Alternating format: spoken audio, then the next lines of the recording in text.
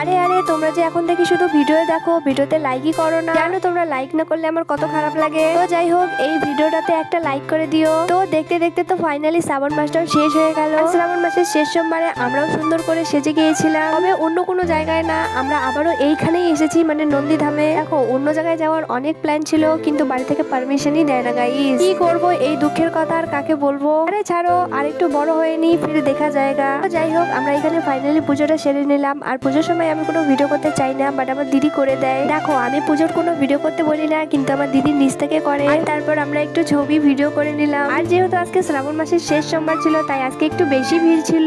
আর হ্যাঁ, তোমরা কে কোথায় গিয়েছিলে অবশ্যই কিন্তু জানিও। আর এই মন্দিরের সব থেকে সুন্দর জিনিস কি জানো, এই ভোগটা, মানে এই খিচুড়িটা যে এত ভালো খেতে, তোমাদের কি বলবো। তো তারপর আমরা খিচুড়ি খেয়ে একটা সুন্দর বাগানে গিয়ে অনেকগুলো ভিডিও বানাই, যে ভিডিও তোমরা আমার দেখতে পাবে ইনস্টাগ্রাম চ্যানেলে। আরে আরে, এইবার কিন্তু লাইক না করে যাবে না। চলো ভিডিও শেষ।